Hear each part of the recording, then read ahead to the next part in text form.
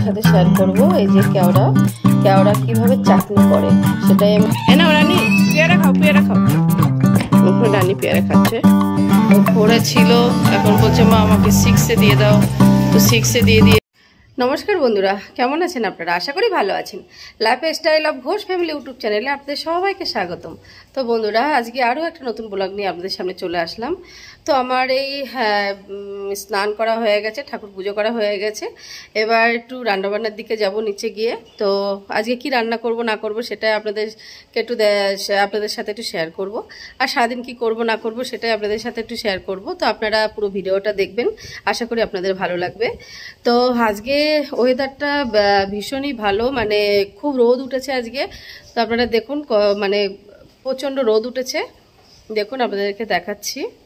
তো দেখুন, আজকে আকাশটা পুরো একদম রোদে পুরো ঝলমল ঝলমল করছে। প্রচণ্ড রৌদ্র উঠেছে। দেখুন পুরো আকাশটা দেখুন কি সুন্দর লাগছে, পুরো নীল আর সাদার মধ্যে কি সুন্দর লাগছে। পুরো আকাশটা নীল হয়ে আছে, তার মধ্যে সাদা সাদা মেঘ হয়ে আছে, খুব ভালো লাগছে। আর আজকে প্রচণ্ড সূর্যের তাপ, আজকে প্রচণ্ড রোদ বেরিয়েছে। দেখুন কি সুন্দর লাগছে আকাশটা।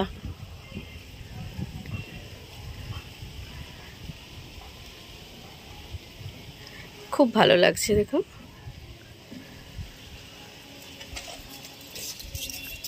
আর এদিকে আমার কিটক্যাট বল নিয়ে খেলা শুরু করে দিয়েছে, একটা বল পেয়ে গেছে। তাই কিটক্যাট ও বল পেলে ও খেলতে খুব ভালোবাসে। দেখুন কিটক্যাট, এদিকে নিয়ে এসো, এদিকে নিয়ে এসো, এদিকে নিয়ে এসো, এদিকে নিয়ে এসো। বাপ রে বাপ। তো এবার একটু রান্নাবান্নার দিকে যাব। তো চলুন এবার নিচের দিকে যাওয়া যাক। এই যে চলো নিচে যাই, চলো রান্না করতে হবে, চলো। ও বলটা পেলে খুব খুশি হয়ে যায়।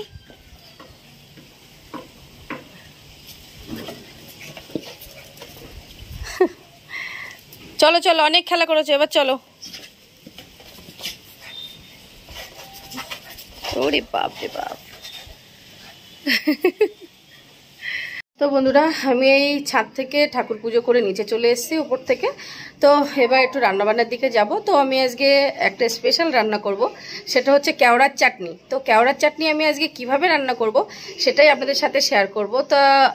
তো আপনারা দেখতে থাকুন, আশা করি ভালো লাগবে।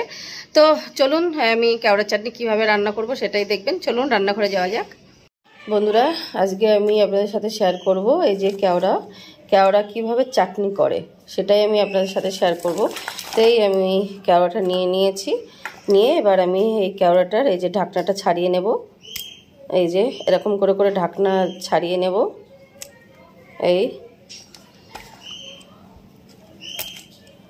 এইভাবে আমি ঢাকনাগুলো ছাড়িয়ে নেব। তো বন্ধুরা, এই কেওড়ার চাটনি খেতে কিন্তু খুব ভালো লাগে। আর এই কেওড়াটা কিন্তু মানে এমনই একটা উপকারী ফল, এর এই টক বা চাটনি খেলে কিন্তু হজম শক্তিটা খুব ভালো রাখে। মানে আপনার এই টকে কোনো ক্ষতিও হবে না। যাদের টক খাওয়া বারণ তারাও এই টকটা খেতে পারবে, কারণ এই টকটা খুবই উপকারী। কোনোদিন গ্যাসও হবে না বা হজম শক্তিটা খুবই ভালো থাকবে। ধরুন খাওয়াটা খুব রিস্ক হয়ে গেল, তো হজমটা করার জন্য এই এক বাটি টক খেয়ে নেবেন। টকটা বেশি উপকার, চাটনিটা অতটা উপকার নয়। কারণ হচ্ছে চাটনিটার মধ্যে যেহেতু চিনি পড়ে, চিনিটা তো শরীরের পক্ষে ঠিক না। তো ওর জন্য চাটনিটা খেতে হয়তো মুখে বেশি টেস্ট লাগে, কিন্তু টকটা বেশি উপকার হজমের জন্য। মানে এই টকটা ভীষণই উপকার।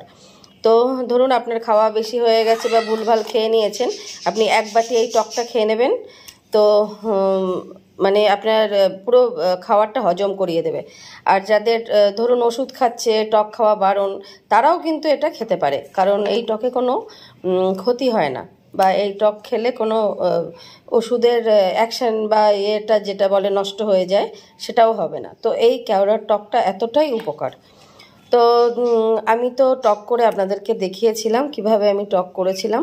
তো আজকে করব চাটনি। তো কেওড়াটা কিভাবে আমি চাটনি করব সেটাই আমি আজকে আপনাদের সাথে শেয়ার করব। তো চলুন দেখতে থাকুন। কেওড়াটা এই যে এইভাবে আমি ছাড়িয়ে নিচ্ছি ঢাকনাটা আগে, তারপরে ধুয়ে আমি সিদ্ধ বসাবো। তো দেখতে থাকুন।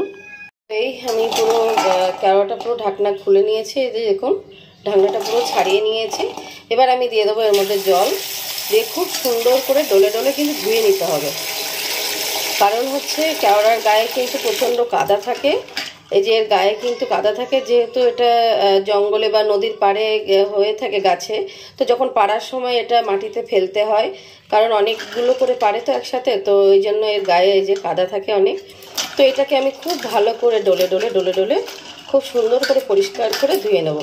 দেখুন এই জল কিন্তু এই যে কালো হয়ে যাচ্ছে, এই যে যত ডলবেন জলটা কিন্তু পুরো কালো হয়ে যাবে।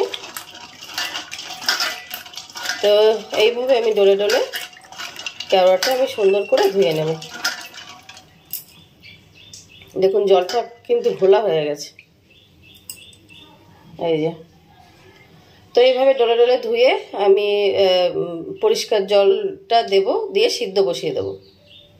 এই আমি কেওড়াটা খুব সুন্দর করে ডলে ধুয়ে নিয়েছি, দেখুন জলটা পুরো পরিষ্কার হয়ে গেছে।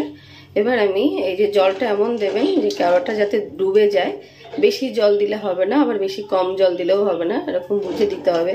কেওড়াটা জাস্ট ডুবে যাবে এরকম জল দিতে হবে। তো এই আমি এবার গ্যাসটাকে জ্বালিয়ে দেব। এই গ্যাসটাকে জ্বালিয়ে দিলাম। হ্যাঁ, সিদ্ধটা কিন্তু খুবই ইম্পর্টেন্ট, মানে দেখে করতে হবে। কারণ হচ্ছে সিদ্ধটাই গন্ডগোল হয়ে গেলে সব গন্ডগোল হয়ে যাবে। সিদ্ধটা আপনারা দাঁড়িয়ে যদি পারেন তাহলে দাঁড়িয়ে দেখে নেবেন, এটাই খেয়াল রাখবেন যদি যাতে বেশি ফুটে না যায়, মানে ফুটে ওঠার একটু পরেই কিন্তু হয়ে যাবে। তো আমি দেখাচ্ছি ফুটে উঠলে একটু পরে কখন হয়ে যাচ্ছে, কিভাবে হচ্ছে, তো আপনাদেরকে আমি দেখাচ্ছি। আপনারা একটু খেয়াল রাখলেই বুঝতে পারবেন। তো আপনারা দেখতে থাকুন, ভালো লাগবে। তো দেখুন আমার এই কেওড়াটা কিন্তু এই সবে জাস্ট ফুটে উঠছে। তো এই সবে ফুটে উঠেছে দেখুন। তো এটা কিন্তু ফুটে ওঠার একটু পরপরই কিন্তু হয়ে যাবে, ওটা দেখে আপনাদের নামাতে হবে। তো এই যে দেখুন আস্তে আস্তে এই যে গায়ের এই যে পুরো গায়ের খোসাটা কিন্তু ঢাকনাটা খুলে যাচ্ছে, এই যে এই যে এই যে দেখুন প্রতিটা কেওড়ার কিন্তু এই যে গায়ের এই যে ঢাকনাটা কিন্তু এই যে এই দেখুন পুরো এরকম খোসাটা কিন্তু ফাঁক হয়ে ফেটে গেছে। তো যখনই এরকম হবে মানে ফুটে ওঠার পরপরই কিন্তু এটা হয়ে যাবে, বেশি ফুটতে দিলে হবে না, তাহলে দানা গলে যাবে। তো এই আমার কিন্তু কেওড়াটা হয়ে গেছে। এই যে আমি কিন্তু এবার গ্যাসটাকে এই বন্ধ করে দিলাম। দেখুন কেমন হয়েছে, এই যে প্রতিটা কেওড়া দেখুন গায়ের খোসাটা কিন্তু এরকম খুলে দিয়েছে। তো এই হচ্ছে আমার কেওড়া সিদ্ধ কিন্তু কমপ্লিট হয়ে গেছে। এবার এটাকে আমি ঠান্ডা করতে দেব। তারপরে ঠান্ডা হয়ে যাওয়ার পরে আমি এটাকে টক বের করে নেব। তো কিভাবে টক বের করে নেব সেটাই আপনাদের সাথে শেয়ার করব। এই আমার কেওড়া এই যে সিদ্ধ হয়ে কিন্তু ঠান্ডা হয়ে গেছে। এবার আমি এটাকে এই যে দানা আর এই যে খোসা দুটো আলাদা করে ছাড়িয়ে নিয়ে টকটাকে বের করে নেব। আর একটা কথা, সেটা হচ্ছে আজকে তো চাটনি করব, তো চাটনির টকটা কিন্তু অনেকটা ঘন ভাবে বের করতে হয়, তাহলেই চাটনিটা ভালো লাগে। তো বেশি জল দিলে হবে না। তো এই জলের মধ্যে মানে টকটা বের করে নেওয়ার চেষ্টা করতে হবে। আর বেশি জল দিলে তাহলে পাতলা হয়ে যাবে, আর পাতলা হয়ে গেলে চাটনিটা ভালো লাগে না। যখন টক করা হয় তখন একটু পাতলা হলে অসুবিধা নেই। তো আজকে তো চাটনি করব, তো একটু ঘনই লাগবে এই টকটা। তো যাই হোক, আমি এবার টকটাকে বের করে নেব। এই যে এইভাবে আমি ছাড়িয়ে টকটাকে বের করে নেব। আগে দানাটা পুরো ছাড়িয়ে নেব, এই দানাটা পুরো আলাদা করে ছাড়িয়ে নেব, আর খোসাটা আলাদা করে ছাড়িয়ে নেব। নিয়ে দানাটা কিন্তু এইভাবে ধুয়ে নেব, না হলে দানার গায়েও কিন্তু টক থাকে। এই দানাটা দেখুন পরিষ্কার হয়ে গেছে। তো এই যে এইভাবে এই যে টক, তো আমি চেষ্টা করব এই জলটার মধ্যেই মানে সব কিছু কমপ্লিট করার। আর একটু জল দেব, কিন্তু পরিমাণে খুবই কম, যেহেতু ধুয়ে নিতে যেটুকুনি লাগে ওইটুকুনি দেব, আর বেশি জল দেওয়া যাবে না আজকে। এই আর এখানে আমি এই যে ঝুড়ি নিয়ে নিয়েছি, আর এই তলায় গামলা। তো এর মধ্যেই আমি ঝুড়ির মধ্যে দিয়ে টকটা বের করে নেব। তো চলুন আমি এই টকটা বের করে নিই, তারপরে কিভাবে চাটনিটা করব সেটাই দেখাবো আপনাদের সাথে। দেখুন আমি টকটা বের করে নিয়েছি। টকটা দেখুন কতটা ঘনভাবে বের করে নিয়েছি, কারণ এই যে চাটনির টকটা কিন্তু একটু ঘন রাখতে হয়। দেখুন অনেকটাই কিন্তু ঘন। তো এটাকে আমি কিভাবে রান্না করব সেটাই আপনাদের সাথে শেয়ার করব। তাই গ্যাসে আমি কড়াই বসিয়ে দিয়েছি, দিয়ে বেশি তেল লাগবে না, 1-2 ফোঁটা তেল লাগবে, জাস্ট একটু ফোড়ন দেওয়ার মতো, ব্যাস। এই আমি তেল দিয়ে দিলাম, দিয়ে এর মধ্যে দিয়ে দেবো একটু সর্ষে। তো এই আমি সর্ষেটা দিয়ে দিলাম, সর্ষেটা কিন্তু একটু নেড়ে দেবেন, ব্যাস। এবার দিয়ে দেবো এর মধ্যে এই যে টকটা।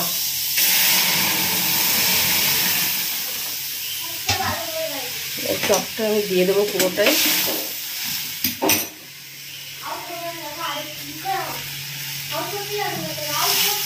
এই যে দিয়ে দিলাম।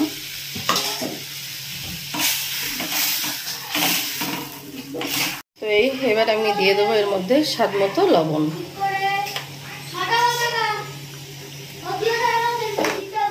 তো আজকে আমি এর মধ্যে হলুদ দেব না, আজকে আমি হলুদ ছাড়া করব। তো আপনারা কিন্তু হলুদ দেবেন, আমি আজকে হলুদ ছাড়াই করব। এই আর এর মধ্যে দিয়ে দেবো মিষ্টি। তো আর একটু ফুটে উঠুক, তারপরে আমি মিষ্টিটা দেব। তো এই আমার চাটনিটা ফুটে গেছে, এবার আমি দিয়ে দেবো এর মধ্যে স্বাদ মতো চিনি। যে যেমন মিষ্টি খাবেন সেরকম বুঝে দিতে হবে। তো আমি চিনিটা দিয়ে দিলাম, আর কিছুই দিতে হবে না। এবার জাস্ট একটু ফুটবে, তারপরে নামিয়ে দেবো, আমার কেওড়ার চাটনিটা কমপ্লিট হয়ে যাবে। তো বন্ধুরা এই রান্না খাওয়া সবই কমপ্লিট হয়ে গেছে, এবার একটু রেস্ট নেব। দুপুর হয়ে গেছে, তো এবার একটু রেস্ট নেব। রেস্ট নিয়ে এবার বিকালে আবার একটু ছাদে যাব, গিয়ে একটু হাঁটবো, খেলবো। তো চলুন দেখা হচ্ছে বিকালে। দেখুন বন্ধুরা আমার মামাম ট্রেডমিল করছে।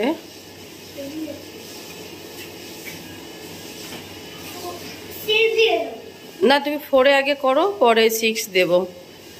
তো একটু ট্রেডমিলে হাঁটছে।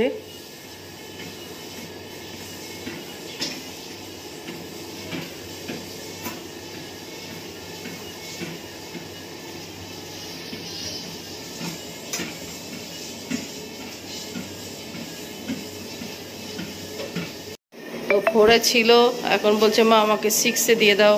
তো 6 দিয়ে দিয়েছি, অনেক জোরেই যাচ্ছে।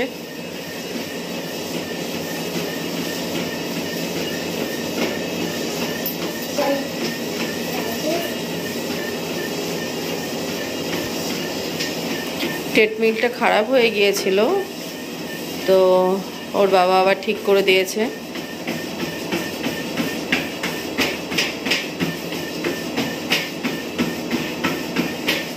এই আমার রাজা রানীকে নিয়ে চলে এসেছি। এই যে ওরাও বিকালে একটু ছাদে খেলছে। এই যে আওয়াজ করিস না। রাজা রানী কই, রাজা রানী কই?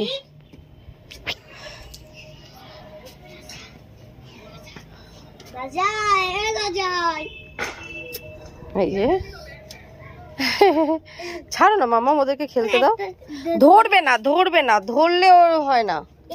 এই তো মাম, তুমি কথাই শোনো না, এই জন্য রাগ হয় না। এই যে আবার এসছে, পেয়ারা খাচ্ছে রানী। আর এই যে রাজা, রাজা এসো এসো এসো, ও আমার রাজা এসো রাজা। এই যে পেয়ারা খেয়ে নাও, পেয়ারা খেয়ে নাও, ওই যে পেয়ারা খেয়ে নাও, ওই যে এই যে।